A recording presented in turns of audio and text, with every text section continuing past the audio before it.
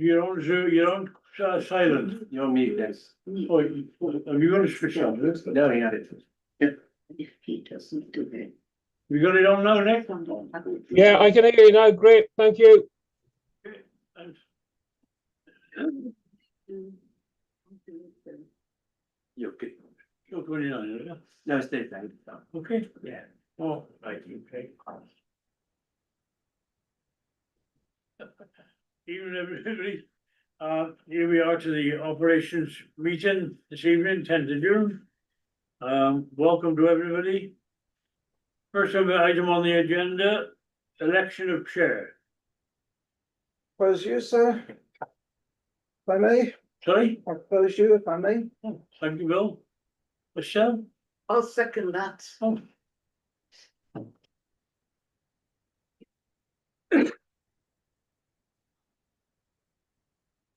Any other nominations?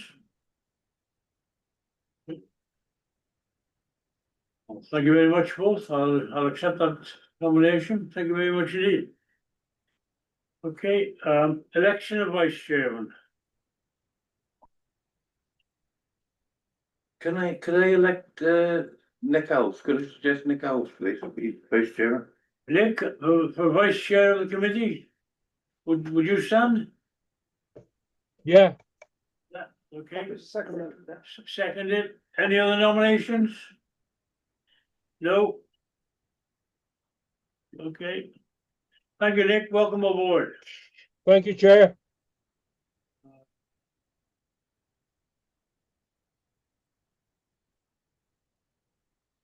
Okay. Welcome from the chair to this meeting.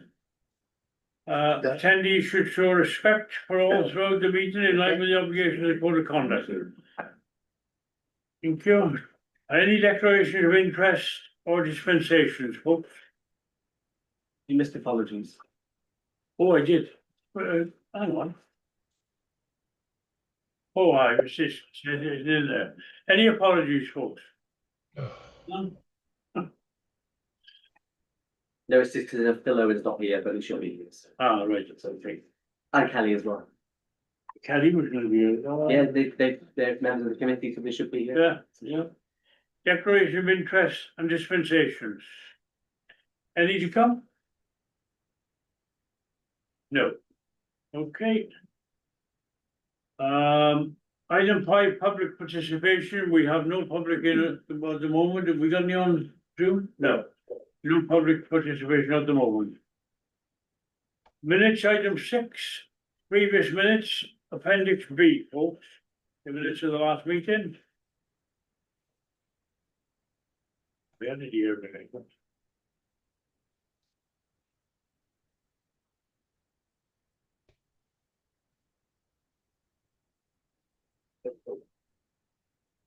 Page 1, page 2,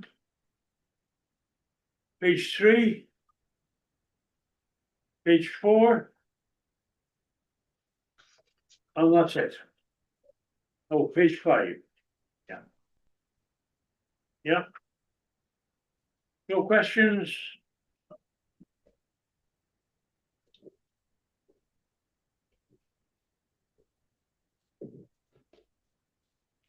Okay, thank you.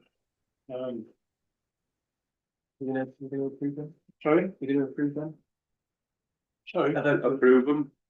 yeah, oh yeah, got, somebody proposed, Chris Davis proposes, seconded by. I hope so, second them anyway, probably. Dave, but Those in favor? 1, 2, 3. Anybody against? Any abstentions? No, those are okay. All right? Okay. Welcome, Kelly. Kelly, at the start of the meeting, I've been appointed as chairman and, Nick. Nick Howells, I couldn't remember his name then. Nick Howells has been appointed as vice chairman. Okay. Okay? We've done the previous minutes, item 6.1, 6.2. Any matters arising from that? I have none. Anybody else got any? No? Okay. So, sorry, you Sorry. I've not been here, so will you put me down as an abstention, because I did put my hand up, but you missed me. We don't record them anyway, so it's fine. Oh, I've always done it in the past. It's fine, we just don't record it for the minutes, but it's fine. Okay. Item 7, land and buildings. General update from the operations manager to the committee. Hi, good evening. Start as always with the town hall. We've had along with our usual bookings of day to day, week to week, our regulars, what we say. We had a wedding in the town hall, which went really well. We obviously had the mayor and community awards. Congratulations to Councillor Ralph for being voted in as the mayor. We've had the annual rugby dinner, which is very busy as always. Today we had the We Buy Vintage group in. They were very pleased. Not long left actually. This weekend we've got a 50th birthday party. We've got the wrestlers booked in a week on Saturday. So yeah, busy as always in the town hall.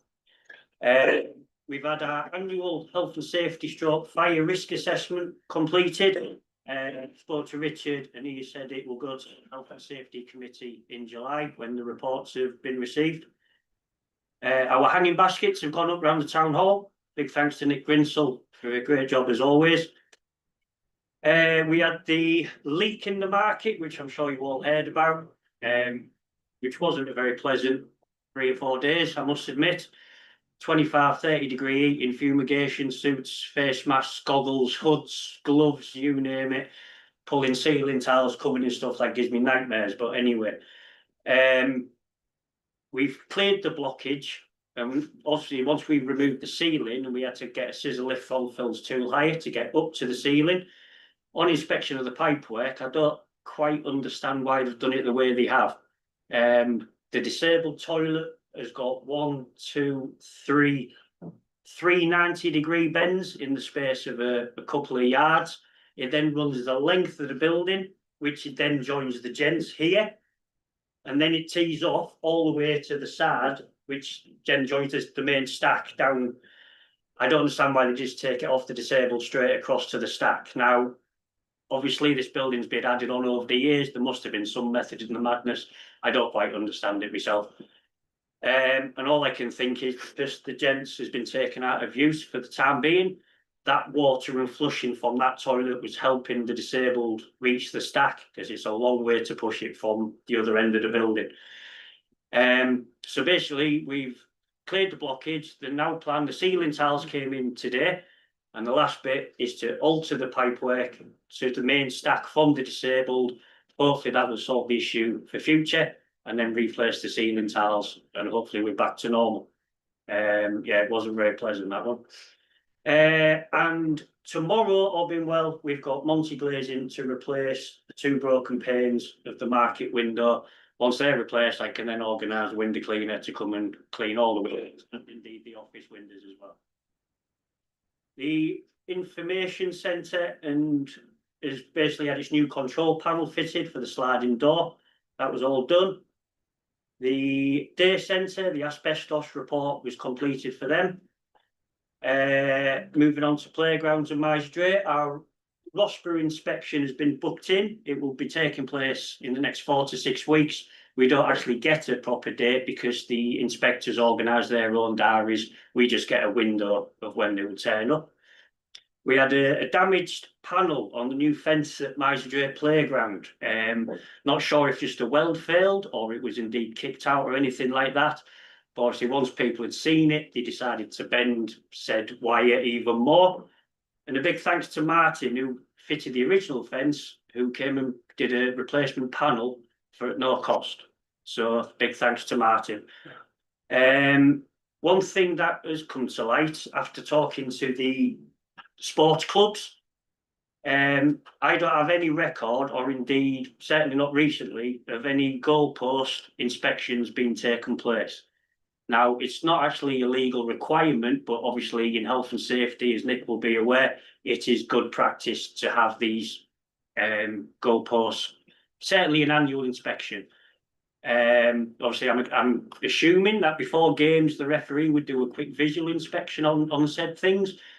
But just to cover us, I think we need to get this in place. The cost I have off the company is £596 plus the VAT.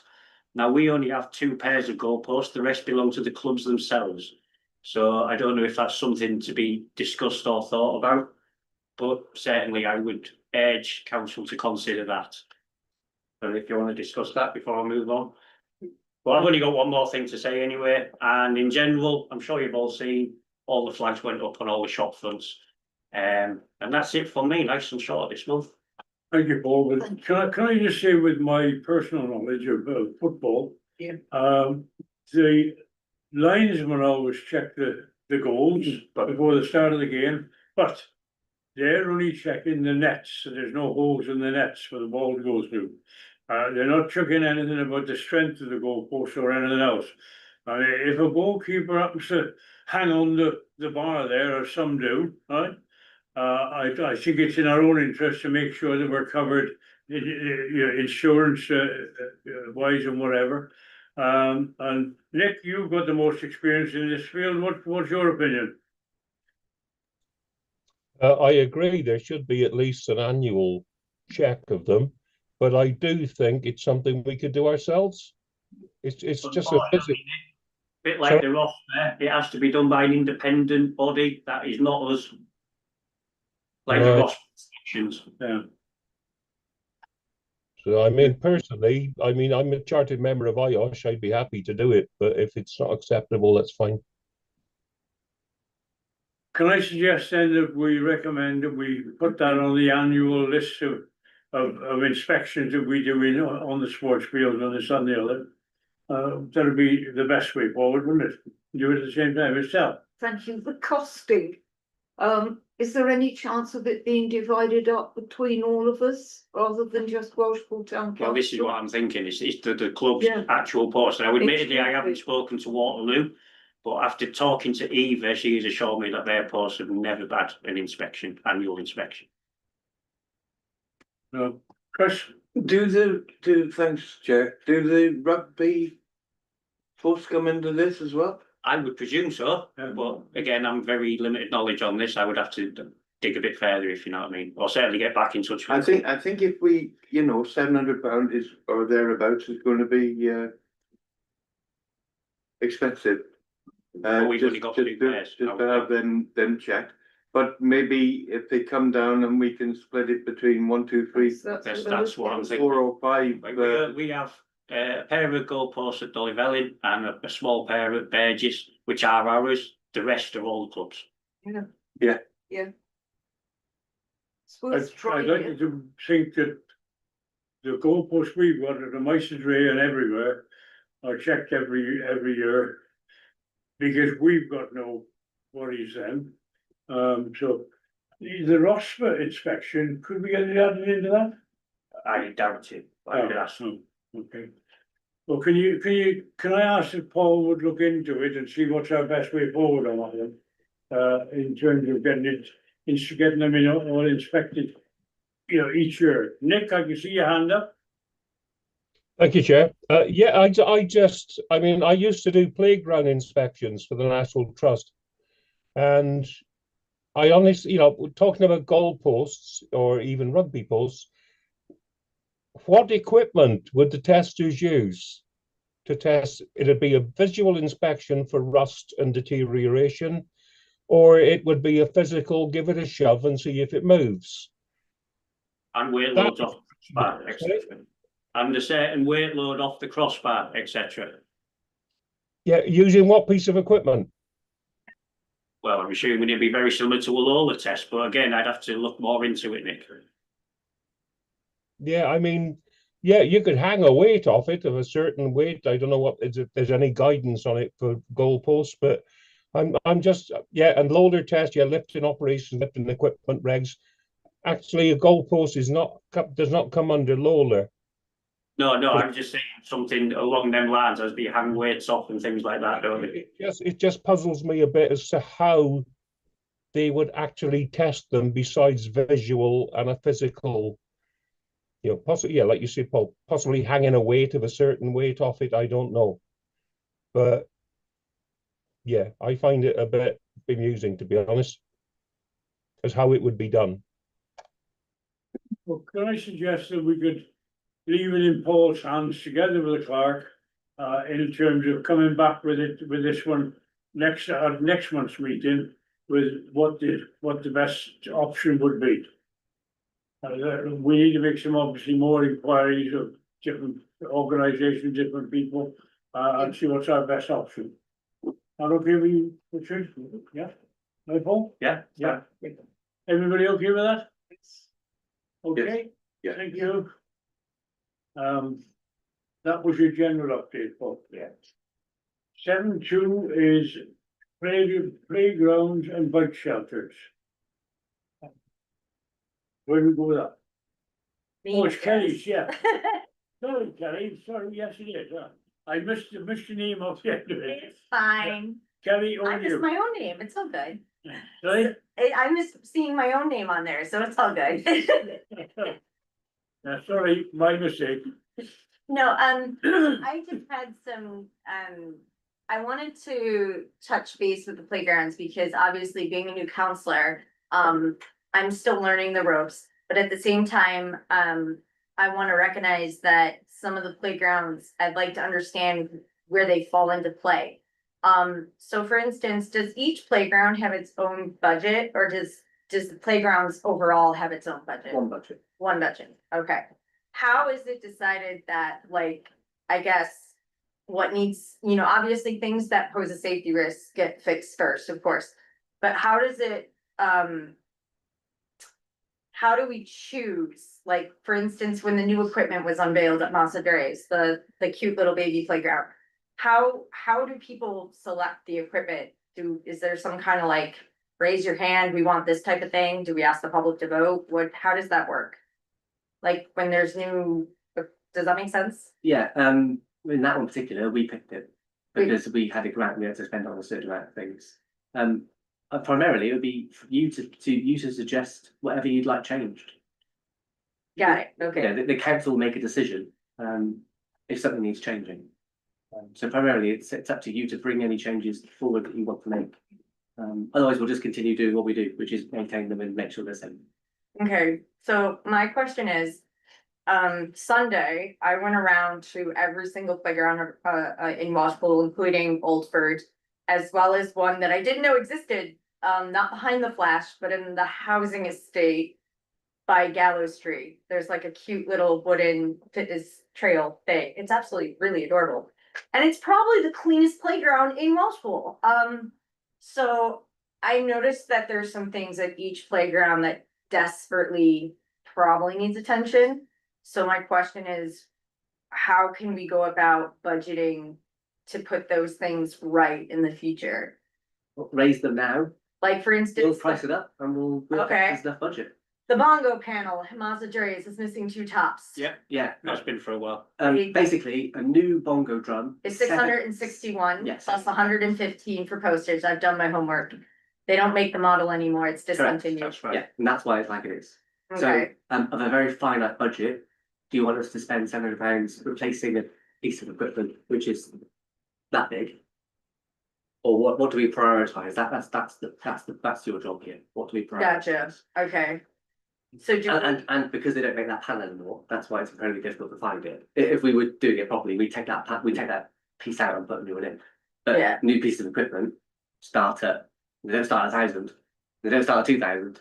You put the word play in front of it and the prices just shoot. You know, that new element in my £21,000 for something that is the size of this table.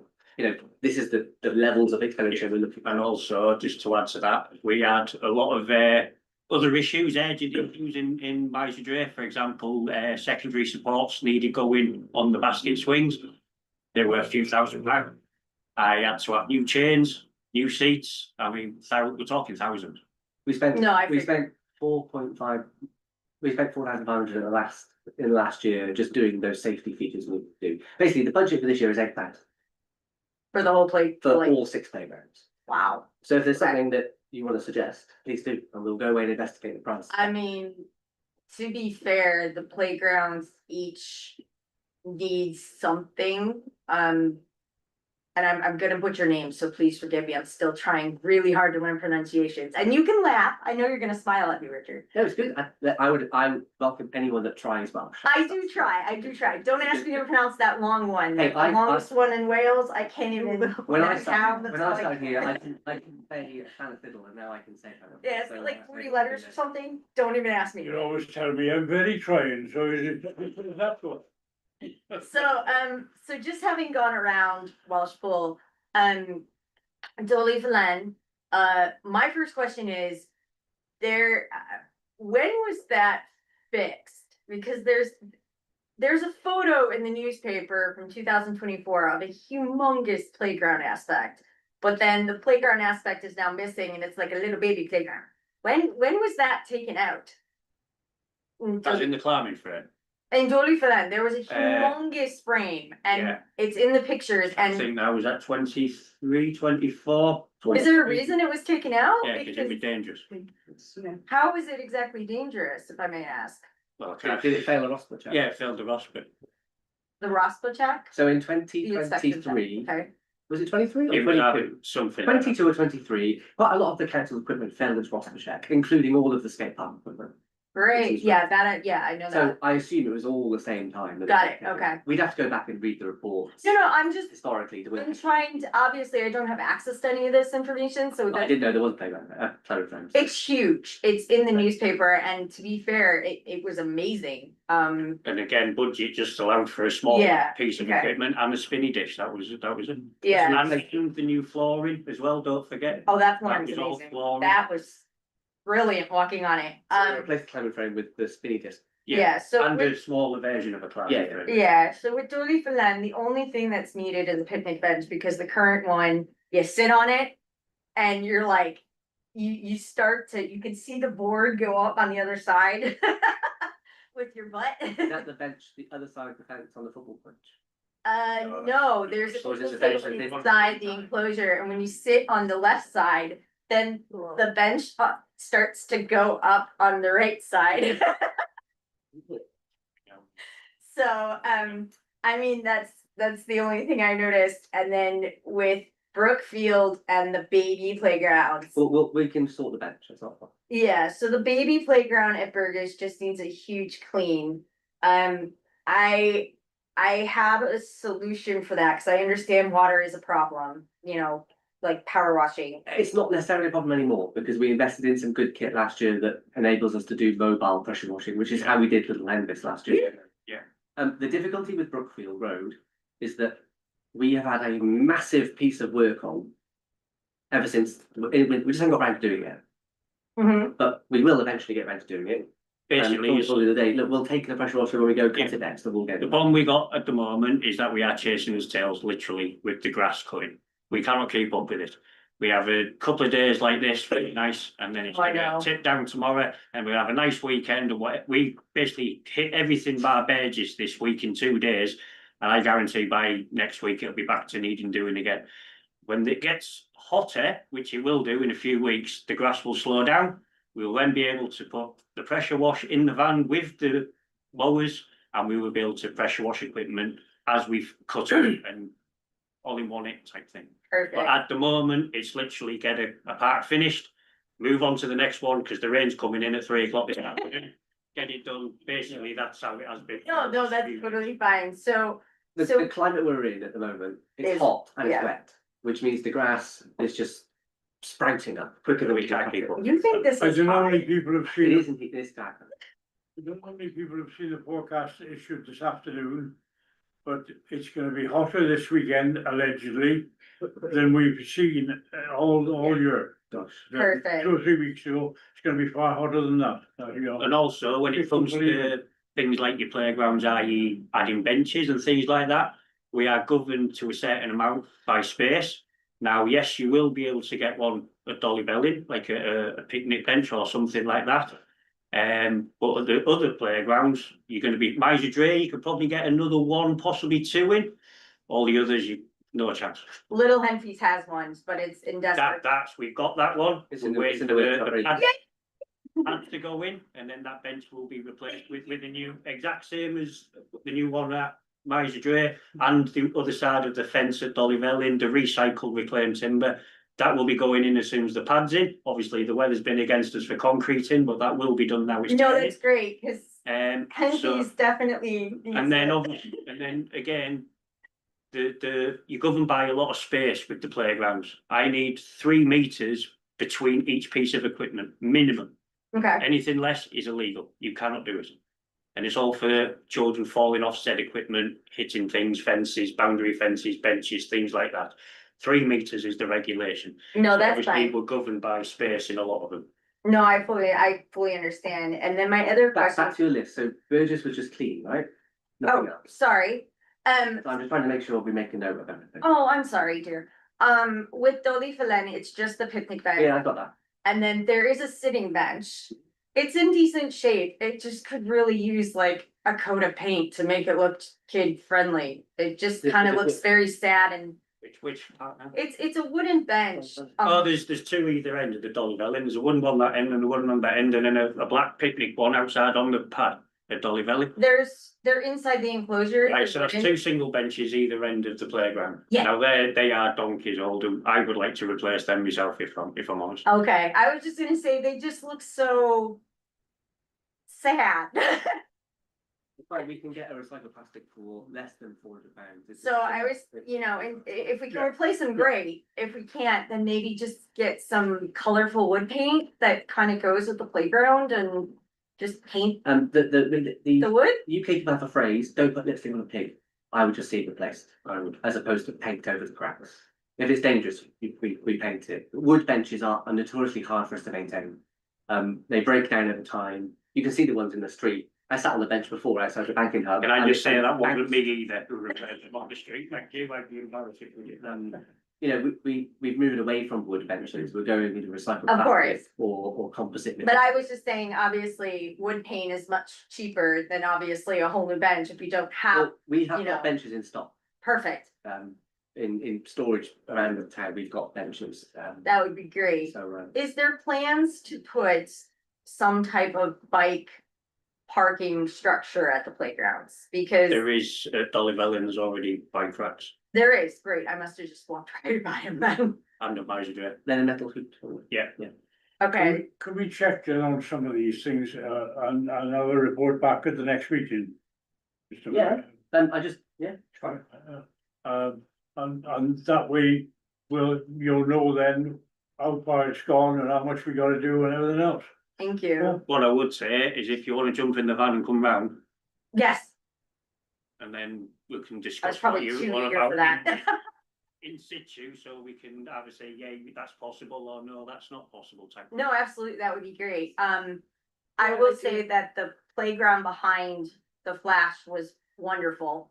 It was repaired last year. Yeah, the only thing that I have encountered is that it tends to be used by a lot of older children. And the problem is they don't fit in the baby swings. So maybe there's a way to get some junior swings out there, Basket swing there. Yeah, there is a basket swing.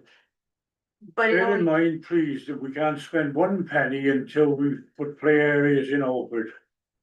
Okay, so we haven't got all this money to throw about in the budget. No, but still, I mean, you wanna cater to all ages, Yeah, not we just gotta, we the little ones. gotta get them all up to a standard, simple as that. So, I mean, I mean, I would personally, Yourself. sorry. Picking up on what the chair has said, Alford, It's on the as far agenda. as playgrounds are concerned, I consider a priority. It's on the agenda later. Good. Yeah, it's If on- we it's can on- dis- if we can It's discuss coming it up under later. item 10 on the agenda. Yeah, but rather than promising, Yeah. we'll spend money on benches, we'll spend money on paint, blah, blah, blah. That's my priority. But that's difficult for me, Estelle, because council made a resolution that we yeah, would not spend anything on Oldford Playground. We would not maintain any Oldford playgrounds and we would not spend any money. that's And why I I have, haven't and I have brought to, it I up. have to spend money on the stuff that we own. So I have I'm to sorry, I don't remember that happening in council. I've looked and I can't find the We minutes. had a conversation about it because there was a discussion had in the chamber, would we take on the maintenance of any future playground in Oldford, and council voted no. Take on the maintenance. Yes, of any future. Why are we treating Alford? I'm not gonna get into this debate, We'll because talk it's about only, it. it's agenda item 10. But that's what I'm stuck. Why are we What I- treating Alford different to anywhere else in the town? All I'm asking is currently, is Oldford Playgrounds part of Welshpool Town Council's responsibility? No, that's another. No, that is Oldford why is I another- had mentioned it in my discussion at the moment, because there's nothing we can do to fix it at the No, moment. Well, we can do a lot, but we gotta do it. I mean, I know we have to fix it, but Yeah, if okay. it's not legally our responsibility, what am I supposed to do? Okay, David, could I move progress quickly, Chair, so we can discuss this where we can make decisions later on in the agenda? oh, sorry, when you get that close to the mic, I can't hear you. What? Could you- Can we discuss this when we get to it in the agenda so we can make decisions and vote? Yeah, Yeah, no, the only Nick other, Howells sorry, Nick. next. Nick Howells is next. You're muted, Vic. He's on mute. He's on mute. Mute, you're on mute, Nick, you're I on can't mute. hear you. Sorry, Chair. Can I just ask, what happened to the 3-minute rule? The what? What happened to the what? 3-minute rule, you can only speak for 3 Where a minutes. councillor can put a point forward for 3 minutes? This is getting a little bit ridiculous now. Well, we've spoken enough about it now, and I've already said that we'll have a report back at the next meeting. That matter is over now, done. Okay, Thanks, Chair. end of season works, Paul, that's down to you, not Kelly. Kelly's name's not on that. End of season works. For you. Yes, yeah. Richard, yeah. So as you all remember, last year we had quite a hefty bill at end of season works, but the money we spent last year, invested wisely. The new STRI report we had this year, if you remember, it came to the committee last month, was a glowing report from my surveying in the fields, which means that this year we don't need to spend as much as we spent last year. So if you remember last year we spent 21,000. This year we've got 2 quotations which will do what we need to do based on the report. One is for £6,530 and the other is for 7,000. You've got a total budget available of 23,000. Yeah. Wow, So because of the investment you've made over the previous years, you're able to bring down a bill in the current year, which is fantastic. So we've got a quotation from company A at 6,530 and company B at 7,000. So just for you to select which one to go with. We did attempt to get 3, but just people will not quote us sometimes because they know that they're not going to get it. That's just the reality we live in.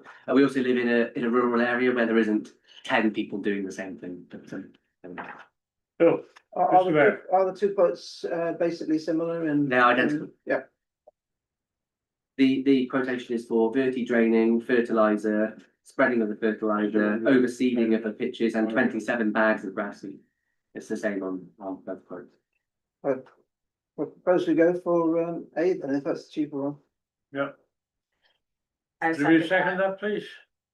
I second Yeah, it. Kelly seconded that. Chair, Yeah. could I quickly ask if obviously we don't know the names of the companies, but if there is any steer at all as to maybe from our operations manager? I mean, what I would say, again, as I usually say this, they're both reputable companies. What I would say is the one you've chosen has done our groundwork for the last 5-6 years. Brilliant. And Thank also you. does the cricket square for the cricket team and the bowling renovations for the bowling. The good thing about those sort of statements is that we know we can rely on that particular firm because we got them for a few years, so. Yeah, the reason Okay. we anonymise the company name is so that you don't have a bias. That Yeah. means that you pick them every year, but clearly you don't. Okay, so we're going for the 16530. Yeah, we need a vote for. Sorry, yeah, I do. Proposal on that? Yeah, Bill proposed it and Dave, Kelly seconded it. Yeah, Kelly seconded, yeah. In favour, please? oh, definitely. It's unanimous. Unanimous, Nixon, same, okay? Thank you. Recommended equipment for end of Can I- season. Can I Sorry, just say that, I trust that when we set the budget for next year, we will still be, going for the larger figure. Yes. Because Yeah, we we'll may need find it ourselves next year. needing to spend more. That's right, because we just don't know what the report will tell us. Yeah. And unfortunately, I was hoping for it to be a bit cheaper, but as you're all aware, fertiliser has gone through the roof recently, so we're a bit stuck on that. In fact, the lads have found it very difficult to get prices because no one will give them a price unless you order it there and then. Yeah, It's been when we very discussed this 3 weeks ago, we couldn't actually get a quotation because the price of fertiliser, and this global pressures, isn't it? The war in Iran has pushed up prices everywhere and that's what we're dealing with. okay, item 7.4, end of season work recommended equipment. Who's coming in on that? I am. As part of the STI report, it recommended that we, basically, we need some equipment that will, it's a scarifier in a sense, but it's one that fits on the tractor. So, the report talked a lot about removal of organic matter. That's just a posh term for saying dead grass on top of the pitch. The scarifier will do that work for us. As you just approved, a quotation for end of season works at £6,530. There is £16,470 remaining in the budget, which means that we're proposing that we use the end of season works budget to buy the equipment we need to. The equipment then is an investment. We're in effect using a windfall that we shouldn't usually have, but because we've invested, we've got this extra money that we buy the equipment second hand from Charlie's, which is compatible with our tractor and will allow us to collect said organic matter and tick on the recommendations within the SCR report. Bill?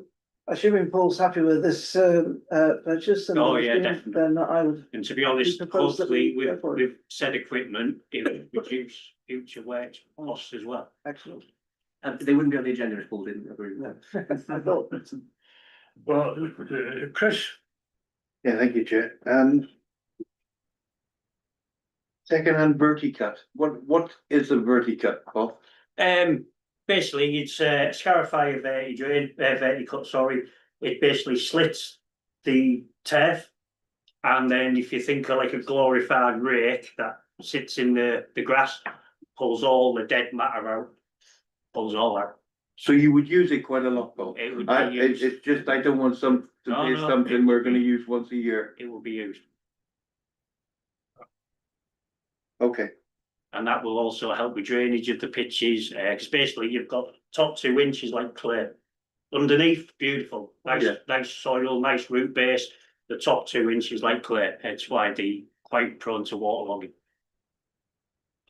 You can't. why does it go like that, Paul? It's the organic matter, it just Oh, dies. but we're feeding it every year. The people are coming round there, We they're only putting, have, weed they're suppressant. putting tons of the growth seed on it, Yeah. and it still goes like that. Oh, yeah. And is that a normal thing? Phil, maybe Phil knows, I can't. yeah, it's- Right, This is why we have the STI report every year, because we actually send soil samples off to them. And they check them in a laboratory to make sure that they are, that's just the makeup of most of Dre's field, that organic matter grows, it needs to be removed. right.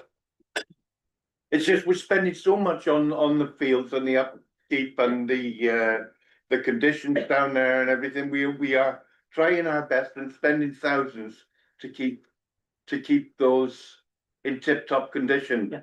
And they're not. well, No, they're as good as They are, well, they've been we've rated got by good STRI reports. as near perfect. Sorry, have we got a problem? We've obviously got a problem In what way? to go and buy this new equipment. Yeah, we've got organic matter in the top 2 inches of the pitch, I don't understand. What have we done in past years? We basically past years if it's in end of season works as in. Yeah. Or what we do. Yeah, no, what about the matter that's growing? Well, we can't do anything about it because we haven't got any equipment to do anything about it. Let me say, gents, ladies and gentlemen, can I say one thing? This morning, 10 or 11 o'clock, I went round the whole of our sites with Paul, right? And you, honestly, it's absolutely shocked me when you start to look at an area and say, yeah, well, we have to cut there up to that hedge, and we have to cut there against that fence, and we have to cut the. When you really stand on these sites and look at exactly the work these guys do, I don't know how the hell they keep going. I really don't. And I'm not Paul, one. Paul, I would never underestimate the amount of work you and the boys do, and I never have. I never have. But I'm just asking a question about the The point is field. that all the extra work that's coming on now, you just can't keep up with it. It's as simple as that. And I'd like you to bear in mind item 7.3 as well, item 7.5 as well as 7.4, because that's another piece of equipment that is wanted to carry I on. want to the come next back tenure. onto that as well. Yeah, If I right. could, yeah. So they're all in one basket. Just to say that Yeah. equipment is expensive, but actually you give the team the right tools and they become even more efficient. Which means that you unlock time which is currently spent doing something else. You know, the tractor we bought last year, we invested in, has saved hours of man time, days of time. And this is what the team will do with the right equipment. We would never recommend something to you that we didn't think we needed. You know, we're not here in the business of wasting public money. The only reason I No, asked, and Richard. you're correct to do so because that's your job. You're here to scrutinise the decisions that we make. Yeah. If you didn't do that, I'd be concerned, Chris, honestly, that it's a good thing that you do that. And then it's for us to justify to you why we think the Yeah, equipment. that's fine, that's fine. That's good, that's the proper way to do it. I am no gardener. One thing I'm not is the Neither am I. gardener. But you know, a new equipment makes the team more efficient and it makes the council a better, efficient machine to run. We're just fortunate that this one, they should be 10,000 new. It's second hand, so we get a significant discount.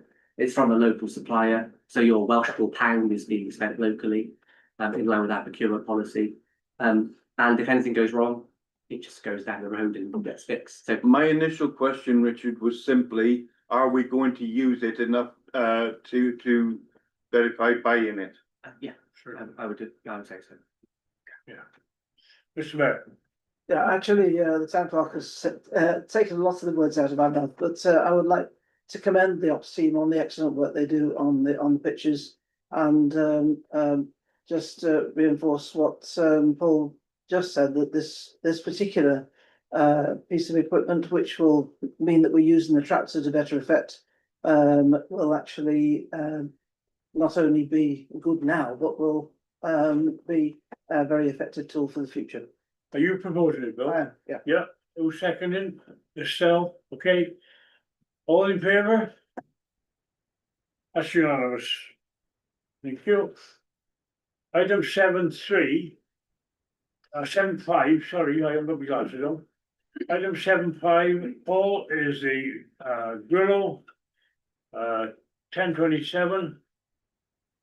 I have to say, folks, when you look at, as I said before, when you look at the work these lads are doing, it's one thing when they're doing all this sort of groundwork, if it's all one level playing field from here to Powers Castle. But all of a sudden, most of the work we've got, there's an edge to it like this, and you know, and this high of grass growing up on the hedge and all this. This machine will do it all for them, right?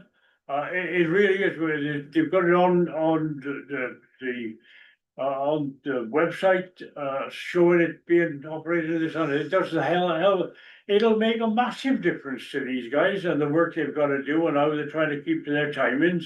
And the one thing that Paul said before, and we mustn't forget, all of a sudden on Wednesday, Paul can have all his gang downstairs and they're all going out to look after the ground.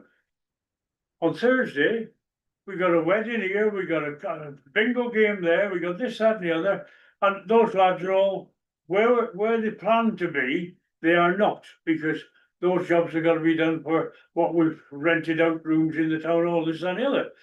So it's a real lottery on throwing which ball in the air sort of thing. But the work they do, they need, basically what they're saying, and rightly so, from what I've seen today, they're saying they need some help, but there's nobody, I mean, 3 more people, we haven't got the equipment. If, there's no point in having anybody doing it, right? So I'm fully in support of, this 7.5 item. Anybody else? Can I just Yeah. introduce the background and things? There are significant areas of so for you who didn't know, the council is responsible or manages 65 acres of green space across Welshpool, which is a massive area when you think about Welshpool. That includes Mice Dray, Country Park, Burgess Lands, all the playgrounds, and of course Lower Park, because we are actually responsible for Lower Park. It comes within our management because we have license for that. And Dollyvale and Mott Bailey. Yeah, Oh, I said really? about the playgrounds. There are, as Phil's just eloquently said, there are areas of the land which you would call scrub land, where the grass is this high and probably includes bottles and bricks and all sorts of things. Brambles. And I have mapped out the land today, and it is 1,700 square meters or 4.3 acres of this scrub land. Now, the mowers that we have, one, they're very expensive, and we're not going to get them to go through grass. Two, we've got a lovely new tractor that we invested in last year with a very expensive cutting bed that is designed for sports pitches, so cutting grass to be, this thick. We're not going to take that into scrubland and damage the equipment. We need the tools to be able to manage the land that we have. Now, to date, those areas of land have just stayed wild. But actually, there is, even for biodiversity, you need to renew those elements of the land at least once a year or twice a year to make sure that when you break down those wild, the wild areas, actually they grow back better. If you leave something just to, it becomes deteriorates and nitrogen takes over and all. However, the biology works. That's how it happens. So we looked at some requirements in terms of machinery, and we found that the best one we can get is something called a griller. Now, Grillo is a manufacturer that makes grass cutting equipment, and they do a range of different equipment. They do one that picks up grass, but they do one that's called an ATV, so an all-terrain vehicle, which means that you can go up banks. It's basically a quad bike with a cutter on, which means that you can go up hills, down hills. We did have a demonstration technique with a four-wheel drive built for the banks that we need to maintain. So we've looked at the Grillo and we found some costings for it. And you've got in your paper 3 quotations from suppliers, starting at around 10,900 and working your way up to 13,000. And you've got £12,070 left in that end of season budget, due to the work that you've done last year investing. We've got a win from this year. So we're recommending that you invest that windfall in some equipment that will go the extra mile. There's been some talk though this week about how we're only going to use it twice a year. I don't think that's true. I think that there are some areas definitely that we would cut less frequently because we want them to grow wild. In particular, Burgess Land wildlife area. We're not going to keep cutting the wildlife area. We want it to grow wild. But actually, you do need to cut it twice a year. But there are other elements of the estate. For example, Mice Dray, usually known Mice Dray, the junior pitch. There's a bit next to it with woodland. That all needs cutting, and it needs cutting on a regular basis. The Mott and Bailey, at the moment, we have to now unscrew the wooden hoarding from the front of the Mott and Bailey, drive the lawnmower through a building which is falling down, unscrew the other end of the wooden, mow the bowl, and then repeat the process and come back. Whereas we've actually found with the Grillo, we could just drive over the mound into the bowl, so we wouldn't have to touch the door. Again, as I just said, give these guys the equipment that they need, and they will thrive and prosper. I think we've already seen that last year with the equipment we bought. We invested in a new long reach hedge cutter because we needed one, and it saved you know, first of all, it's improved safety because you're not having a man standing on a ladder cutting a hedge, which is, you know, is a definite red flag. But also then it's improved efficiency. We have also quoted up what it would be on finance for this, if you didn't want to do the whole package in one go. It's about £330-ish a month. But that's for a 3-year finance package. But I would recommend, and that's why the recommendation is to buy it outright, is because if we've got the money this year, then spend it this year. Don't spread that out over 3 years and actually add interest on top of it. And that's what I'd say. I know Phil and Bill, you've both seen the estate today. You know, I've seen it many times, but we only topped it up this afternoon about how much actual space it is. You know, 17,000 meters squared, 4.3 acres of this scrub land that we want to do something with, but we just don't have the equipment to do it with. Anything else for that? But isn't it fair to say that we would be spending that money, and that is the money that these guys have saved over the last 18 months or so with the new equipment that they've already got. Now, we paid for that equipment and got this saving, but let's move on. That's my view. Yourself. Thank you, Chair. This sounds like a very good investment for us. I know there's an initial outlay of money, but we recoup it in the lack of manpower we will have to use.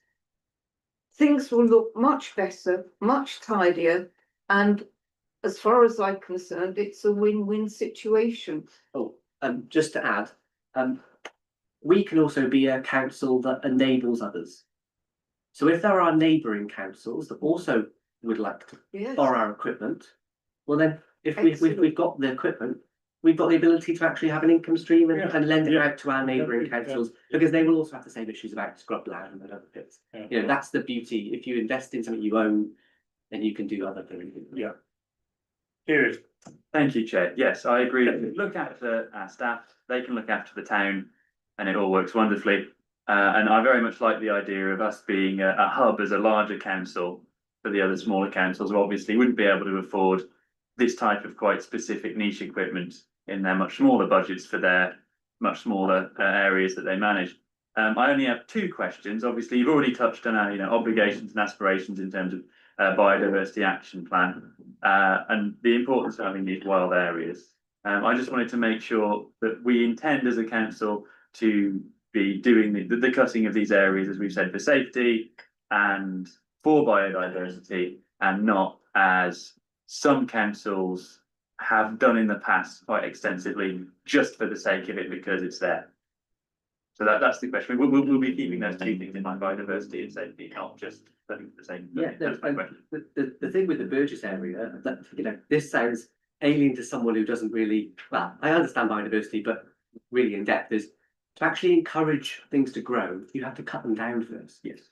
And Burgess has never been touched. Yeah. So Brookfield Road was built in 2011.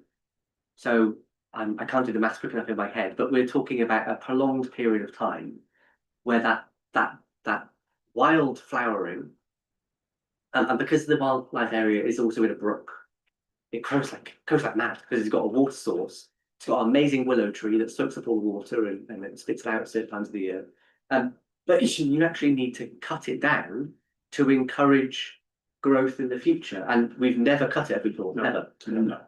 And it's long overdue a cut, but we just don't have the equipment to cut it. You know, we'd be putting a lawnmower through it. We'd buying a new lawnmower for £800 because it would just disintegrate.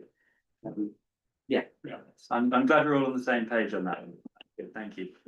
The only other question is more of an immediate pragmatic one. So all the quotes we have for an identical object from the same brand, so that it seems fairly obvious we should go for the cheapest one. They're all for a Grillo Climber 10.27. That's the model. Supplier A is the cheapest one, and is also our local supplier. So again, that would be Welshpool pound, local for servicing, and of course supports local economy as well. So in that case, I would be happy to propose supplier A. Your proposal, David? Is there a seconder for that motion? I would just like to say something before I come in. He's just finished talking. It's basically a quad bike with a lawnmower attached to it, Richard. If you, let me show you the picture, Right. and then you can see what I do.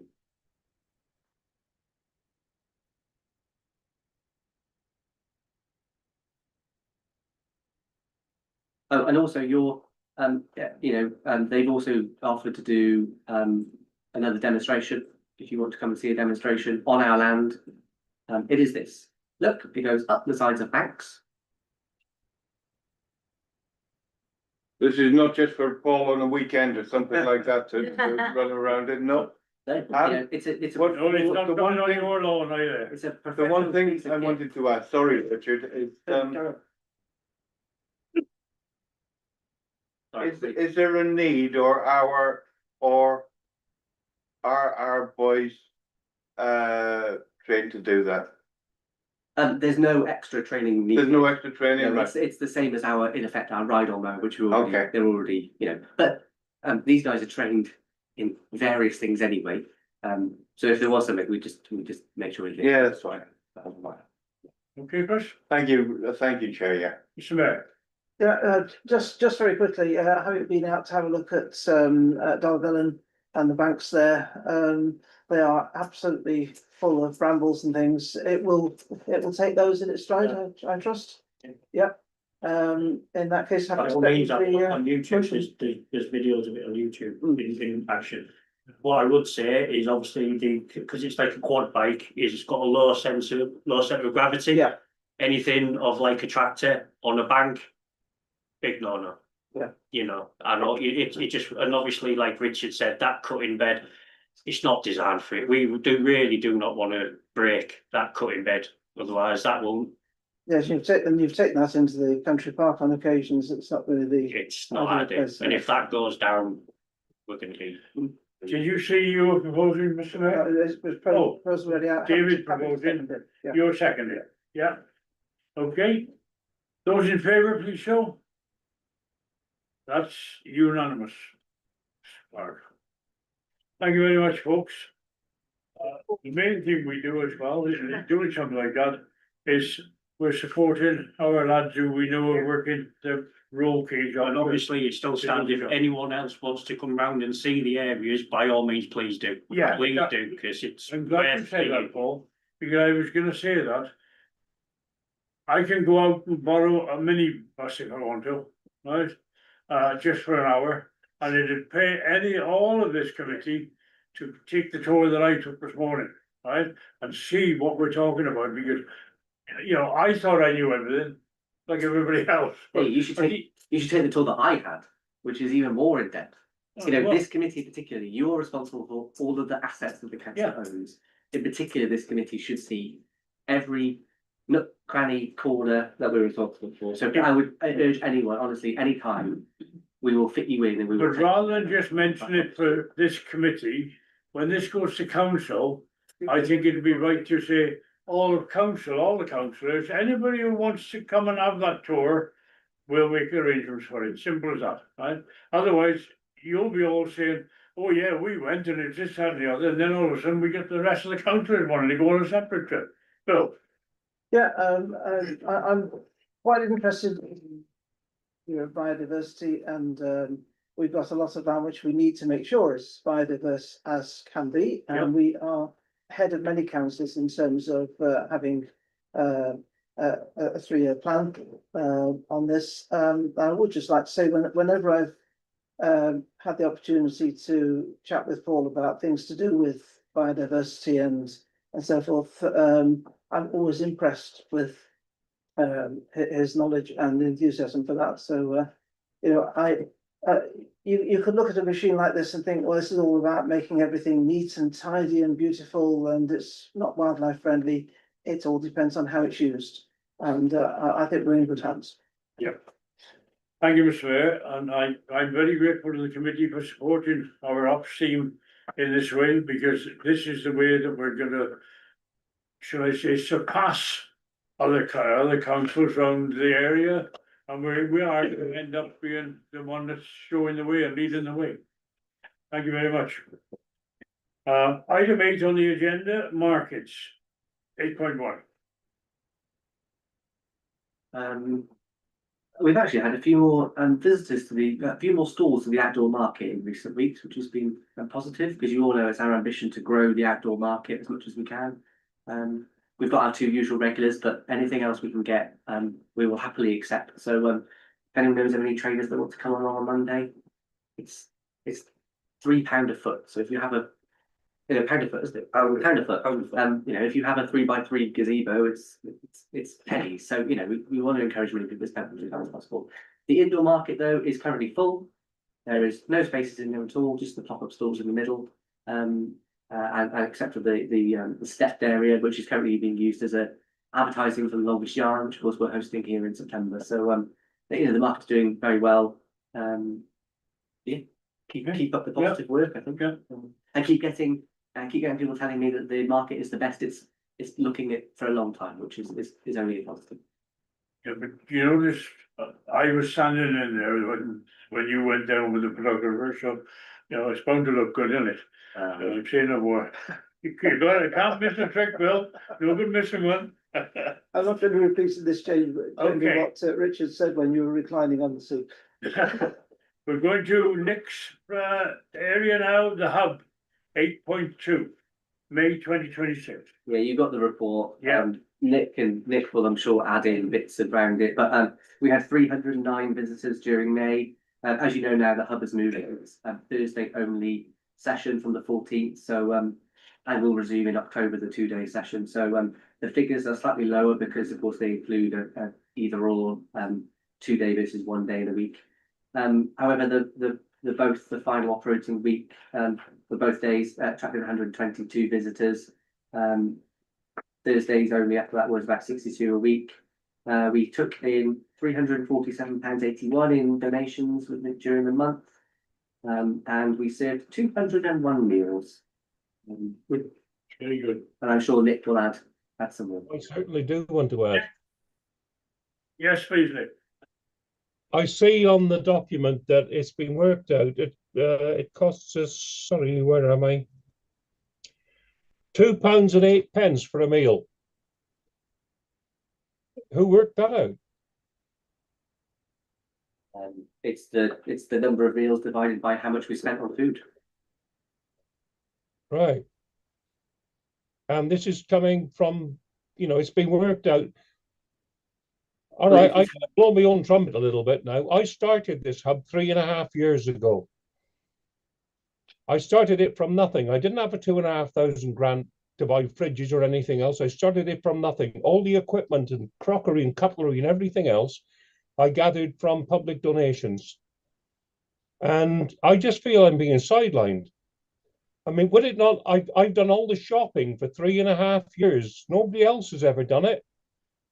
As Paul would know, I buy the shop, I go to Aldi, I do all the shopping, I take it all to the town hall, I stock the kitchen, everything else. And I've never been asked, how much did it cost you to provide a meal, Nick?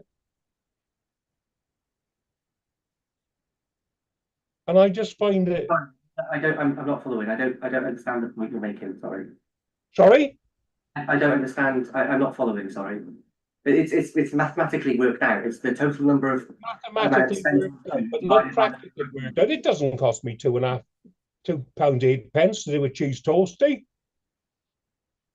It would have been nice if somebody considered just asking me, what does it cost you to provide a meal?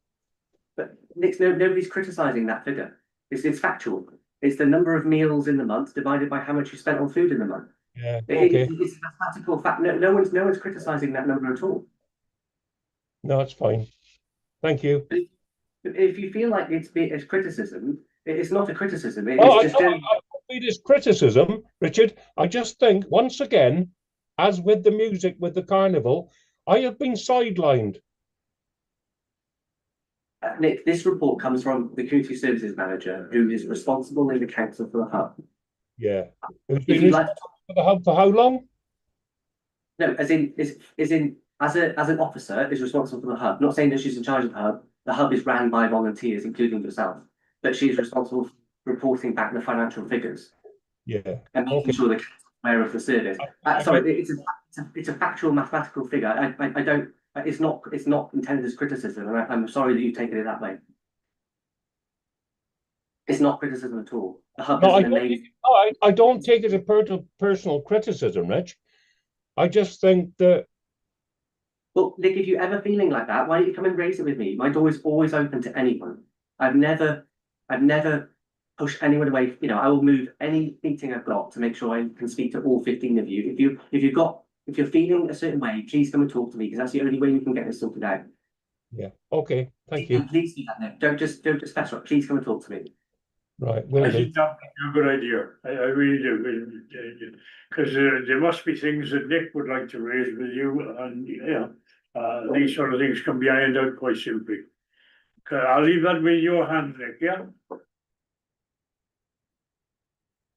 Yeah, thank you, Chair. Sorry about the rant. Okay, no problem. Mr. Mayor, Yeah, I would just gently say that I think that particular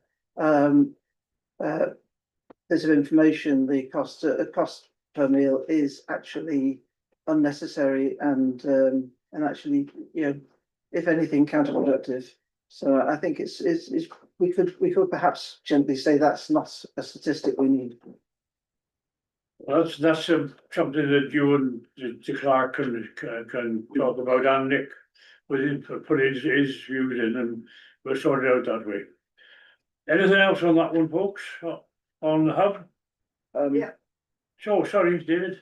I feel we should just quickly, to wrap this up, note some gratitude to Nick for his tireless perseverance in, for example, buying the food among many other things, and note that given the cost of living crisis, the Strait of Hormuz, etc., that just over £2 a meal doesn't seem catastrophically bad in terms of cost effectiveness to feed the people of the town.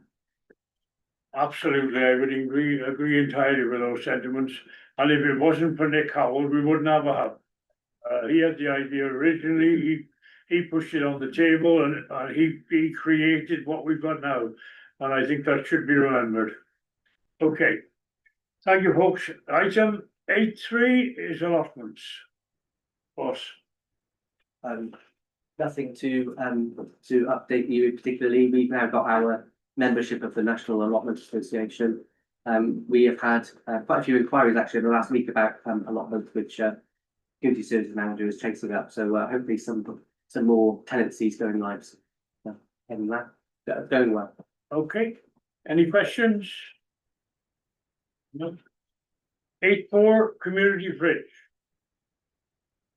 I don't really have an update for you. The difficulty with the community fridge is that it's a difficulty, but also a positive.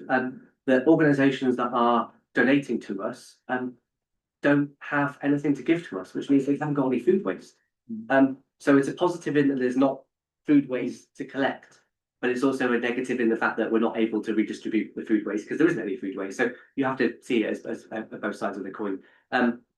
We are investigating though, expanding our source of food. So our regular places have started to slow down slightly. So, but we're looking into expanding our sources of food.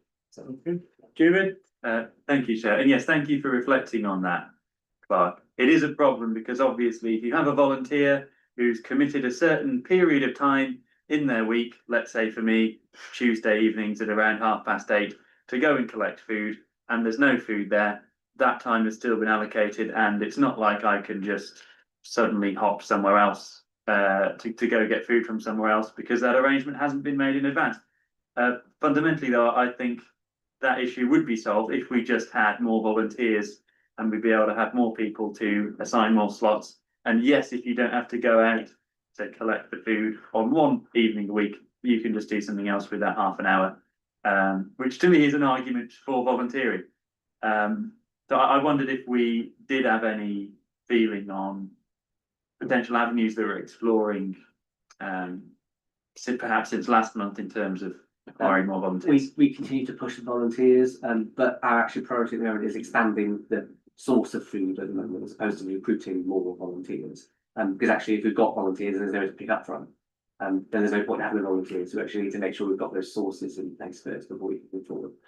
And if I might, with a follow-up, do we have a good handle on how many, let's say, pickups we have for certain volunteers. I know, thinking of a certain volunteer in particular, does quite a few evenings a week in Starbucks. I'm wondering whether if we did have more people, perhaps they would be able to hand off, because this particular person I'm thinking of, Alison, and Gareth, have been keeping the collections from Yeah. Starbucks going, at least primarily on their own. I can ask the community service manager to review the rota, but of course, those people put themselves forward for the rota, but if they're feeling a certain way, just tell us and we'll rejig around the rota.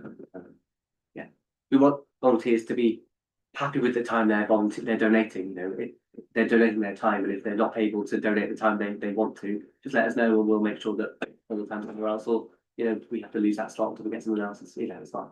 Don't kill yourself for something that is easily to say, look, I can't do this anymore, and we will juggle things around. My point is, in summary, I think while Alison and Gareth are extremely passionate, and they're not going to come forward and say, look, you know, this is taking a lot of time out of my week. If someone did come along and say, hey, we've got an army of volunteers, would you like to give any days up? I equally don't think they would clutch onto them with their fingers, if you get what I mean. Yeah. Look, Welshpool is quite a volunteering town, isn't it? When you think about how many charity shops we have, you know, they're all staffed by volunteers. We've got a railway, Heritage Railway, full of volunteers. You know, there's so much volunteering in Welshpool.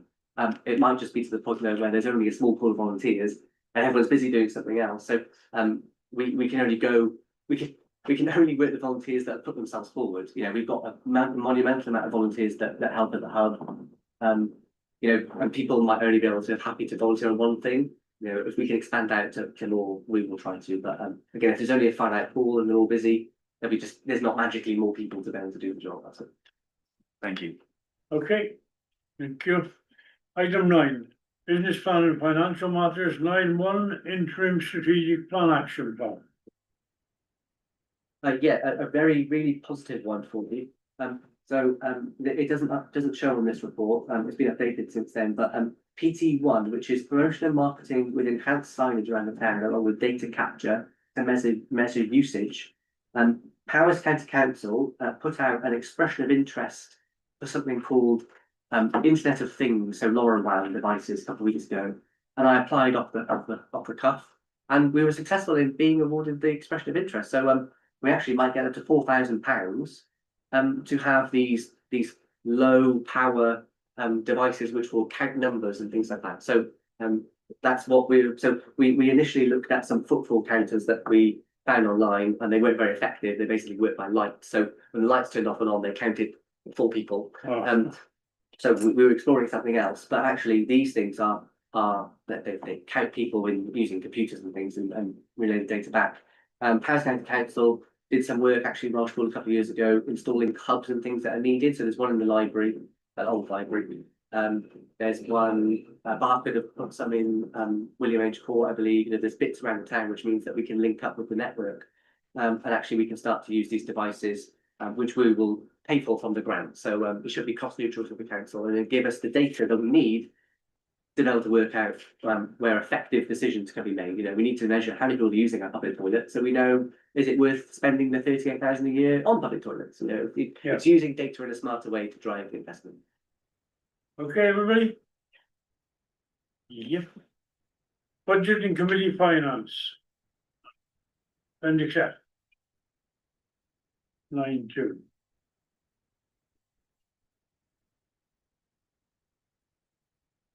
The usual committee report. This is for month 2, so that's why everything looks pretty bare, because we're nowhere near throughout the financial year yet. Happy to answer any questions on anything in particular. No. Any questions, folks? You all on the sheets, all of the report? Everybody okay? Thank you. Item 10, projects and new developments. Town hall transformation. You got a short update on that? Yeah, just to say that, as you all know from the full council meeting last week, that the bid was being submitted the day after. So we've now submitted the bid to the National Lottery Heritage Fund. The bid is for just over 5 million for the entire four-year period. That's broken down into about 283,000 for the development period, and the remaining then for the development. Of that 5 million, About 2.9-ish million is for capital works itself. As we all know, because of the wars in Iran, etc., the cost of building materials has gone up eye-wateringly. Prior to that, I think the capital cost was 2.4. So, you know, we've already added an additional 600,000 to that budget. However, we follow the lottery's advice, which recommend a contingency of 20% in 20% or 15% in capital and 10% in revenue. And there's also a 10% inflationary budget built in, and that's why the budget then is 5 million, because it includes all this contingency work. Because again, once we start pulling off the stones at the front, we don't know what's behind them. We need a robust contingency budget for that.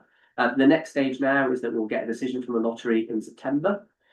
We then have 3-month period that we have to wait before we can start the work, which means that we'll be looking to start the work the first year of development phase in January 2027, if we're successful.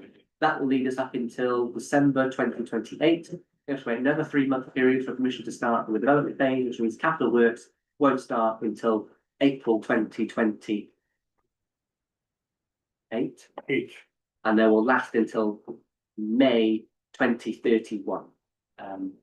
Of course, you know, the plans that we put forward are concept plans, so they're not fully costed, or you know, they're not fully finalised, which means that when during the development phase, there's money there for a project manager who will be responsible for the project, and then all of the things like planning permissions and all that, you know, the REBA drawings that happen, the architect plans, all the planning permissions, statutory approvals, all that stuff happens in the development phase, which means that's when the public will get their say again in what the final design for the building look like, what the uses of the room, etc. So yeah, very positive though. My thanks to the project board, the consultants that we have, Resources for Change, and all the partners on the project board, including National Trust, Feathers, Welshpool and Hammer, Flight Railway, and Rounded Developments for being partners on the project and pushing it forward. It will be the biggest regeneration project that Welshpool has seen, if it really. Yeah, indeed. Any questions? No, okay. Thank you. Possible to 10 bring through. 10 through. You've got the paper in front of you. I'll run through it quickly if you want me to, or I can shut up because you've got it in front of me. As you all will be aware, we now received our grant award letter from Powis for the Pride in Place Impact Fund of £83,000. As you remember, council looked at this in March and decided what the money was going to be spent on. The 83,000 was given to all 18 towns in Powis, so 1.5 million split 18 ways. What I'm asking you next is to authorise me to obtain some quotations for landscape architect and design, so we can push forward the actual design of it and get the public involved in how they shape the town centre design. This committee set up a project board in April, and that project board consisted of Phil Pritchard, Phil Owen, Nick, Estelle, and Bill, and we're meeting for the first time next Monday. So looking forward to getting you all together in one room and talking about the next steps. But you know, a very positive project for the town, and one that we should be fully supportive of. I would move the recommendation. Okay, so we'll have a report to the next committee of what the project board will come out. That's right. Yeah. Okay, everybody? Yeah. If you can vote on the recommendations, Chair. Sorry? If you can vote on the recommendation. Yeah, I think, yeah, that's right. The recommendations, folks, and I'm going to read them out here. One, to note that the successful award of 83,000 under the Pride in Place Impact Fund for the Welshpool Town Centre Improvement Project. Recommendation 2, to authorise the town clerk to obtain further quotations for landscape architecture, design and project development services in accordance with the council's procurement requirements. Recommendation 3, to approve a period of public engagement and consultation on emerging proposals. I'll move those as chairman of the committee. Somebody second that, please? Yeah, Estelle, seconded by Estelle. Those in favour, please show. That's unanimous, Mr. Clark. Okay. Changing places, 10.3. To receive a verbal update in respect to the Changing Places project. Yeah, so if you remember, we had the slight snag last month that we were advised by the people who serviced the hoist, that the sink that we'd been donated wasn't compatible. However, we were expecting the worst, that a sink that they quoted would be really expensive. Actually, it wasn't. It was under £1,000. So we've used our delegated powers to get it booked in, and it's booked in for Monday. Monday. So once the sink is in, we need to give the place a good clean, and then we need to get it open. And yet, Nick, we need to get you. The committee's already expressed inviting you and the representative of the diocese to come and open it. So once it's open, we'll get you there and all sorted. But you're on mute, Nick. But I can see that you're happy. Nick's got a smile on his face for a change, and he's turned his volume up as well. Well, Richard and I have only been working on this for the last 3.5 years or so. So it's I forget about that in my life, 'cause it was a Nick, different it's lovely to see you with a smile on your face. wonderful to see it come to fruition. Okay, that's good news. That is good news. Yeah. Thanks to Paul for all his work. Okay. Yeah, indeed. Chris. Yeah, thank you, Chair. Nick, actually, a question for Nick. Wasn't this a part of something we were having for nothing? We were having part or the whole thing pretty well, just brought down and sort of plumbed in or. Yeah, I'd like to answer that, Chris. The Castle Corinian School had a changing place which was fully equipped for a particular individual who was severely disabled, bless him. And when the school closed, it was under the management of Powys County Council, and this amazing guy called Richard Williams basically offered us the equipment from the changing place, because I had made it obvious that I wanted to include this changing place in the TIC redevelopment. It went on for quite a while, but yeah, the bottom line is, Chris, we got, thanks to Richard, and thanks, it did go back to the Diocese of St. Asaph, and a wonderful lady called Justine Baldwin took an executive decision to donate all the equipment to Welshpool Town Council, which I think, if Paul would know better than me, was about £10,000 worth. Yeah. Easy, mate, yeah. Yeah, so we included the plan for a changing place in the TIC redevelopment.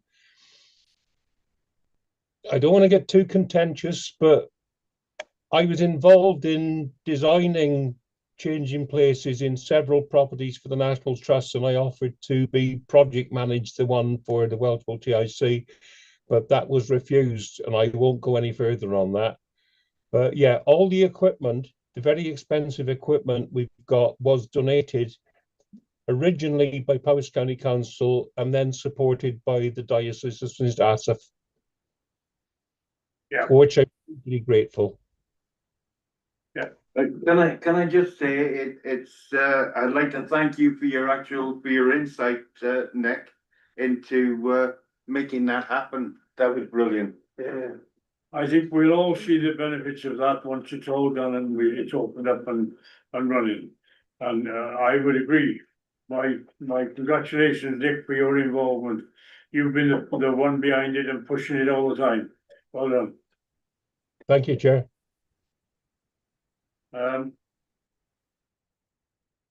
Right, 10.4, masonry alternative premises. Yes. So if you remember at the last meeting, we said we were getting some quotes for planning permission for architects to draw up the plans for where we site the containers. You've got before you this evening a quotation from a local architect for services, £850. I would recommend that you go with it and we can get it. Basically, we need planning permission because we're putting, basically, shipping containers are treated as movable. But because we're siting them permanently and cladding them, they become a permanent structure, which needs then planning permission. So we need to get planning permission to put them where we want to. But we need someone to properly draw up the plans for us. So we need to engage the professional, none of us are architects, we can't draw up planning plans. This seems like a good quote. Once those plans are then drawn up, we'll get planning permission that we need to and progress with the project. You've got a project budget of 9,000, so it seems Yeah. Plenty of money in the budget. I would Mr. Mayor. propose, Mr. Chair. Proposed by the mayor, who second? David, second.